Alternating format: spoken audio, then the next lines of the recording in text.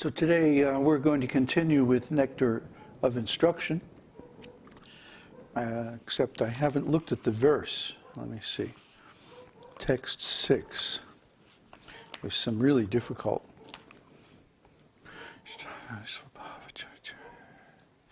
Oh, this is okay. Okay. Some of the verses toward the end are really difficult meter. This one's okay.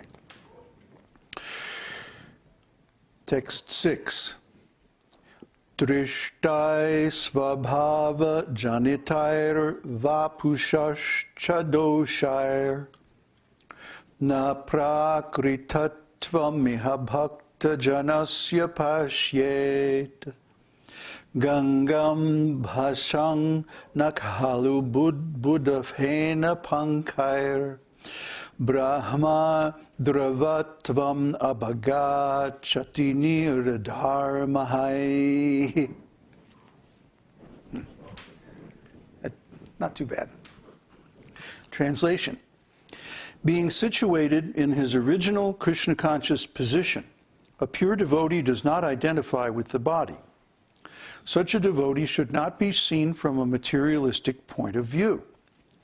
Indeed, one should overlook a devotee's having a body born in a low family, a body with a bad complexion, a deformed body, or a diseased or infirm body. According to ordinary vision, such imperfections may seem prominent in the body of a pure devotee. But despite such seeming defects, the body of a pure devotee cannot be polluted. It is exactly like the waters of the Ganges, which sometimes during the rainy season are full of bubbles, foam, and mud. The Ganges waters do not become polluted.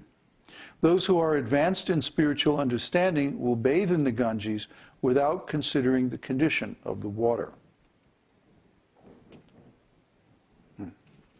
Very nice.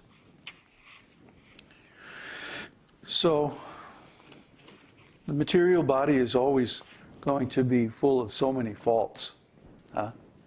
Material bodies are always imperfect. There's always something wrong. Never is there a time when this material body is perfect. And even if such perfection seems to exist, like some people are very good looking by nature, but if you begin to inquire into their actual condition, their actual situation, we see that actually they have so many troubles, so many problems, so many difficulties.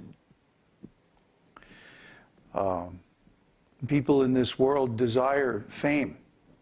They desire material perfections, which lead to attracting a lot of attention. But you find that when you have that attention, it starts to consume all your time and energy just to keep up with it, just to respond to it, just to deal with it.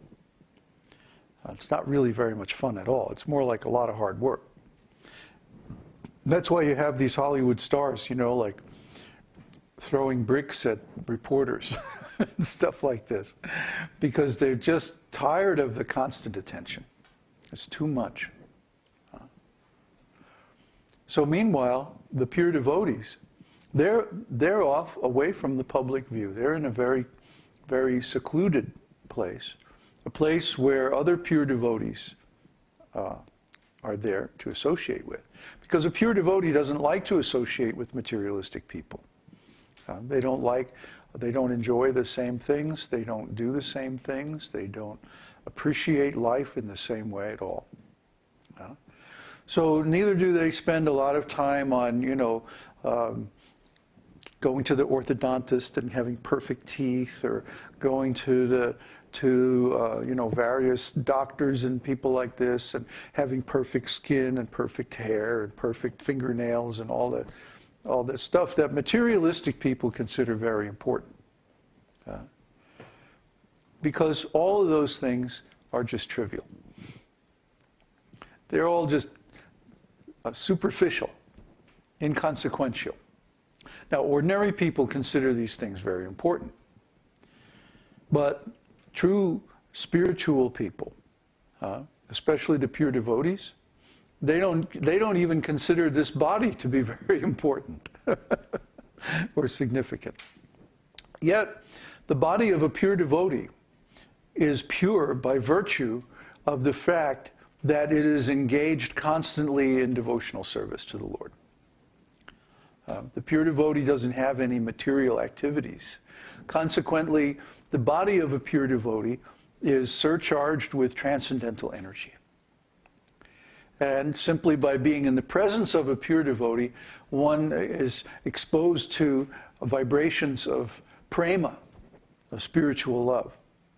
Who came up with that expression, a bubble of love? Was that you? Kanai. That when we were in Mexico, right? Yeah, and here we were in the middle of this little town. And there was all kinds of nonsense going on, you know. But we were like in this bubble of love, you know. We had this house, big house on, well, big for that place anyway. But we had this house on like a hectare of land, which was very nicely landscaped and gardened. All kinds of exotic plants were there. And the flowers were blooming all time of the year, and, you know, it was really a lovely place. And there we were. We didn't really have much to do with anybody else, and we were just chanting a lot, doing a lot of devotional service. And we felt like we were in this bubble of love. Well, of course, the radiations, vibrations of love are coming from the holy name, coming from Kṛṣṇa within the heart, reciprocating our devotional service. So naturally, other people who are around can also feel that. Yeah, I keep saying this isn't rocket science. I mean, in a way it is, because it's different from material existence. We're on a transcendental platform of existence. And whether we're in the material world or we're in the spiritual world, we have an ecstatic relationship with Kṛṣṇa. And other people can feel that, you know. People say, they look at us and they say, well, there's just something special about you guys. Oh, I wonder what that could be. You know, who else wears all white, you know? But even, you know, what's that? Oh, well, yeah, we're not concerned with them. But in our tradition, of course, the Babajis wear white. We may change that when we go to India. We may adopt a saffron color. We'll have to see. Because we don't really want to attract so much attention. We don't want to be like so famous. I remember when we went to India the first time, oh my God, we were like rock stars. Everywhere we went, we would attract a crowd. You know, I mean, you couldn't even just go down to the stall on the corner and buy a banana without attracting a huge crowd. And they're all like, you know, looking at, watching every move you made, you know.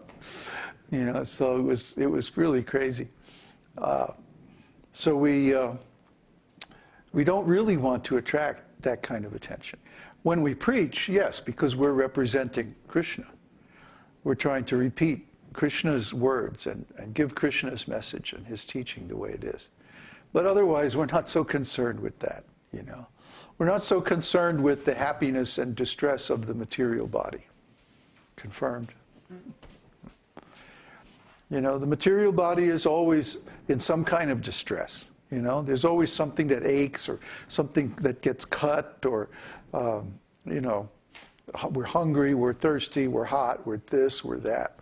So something's always going on, some disturbance or some distress in this material world.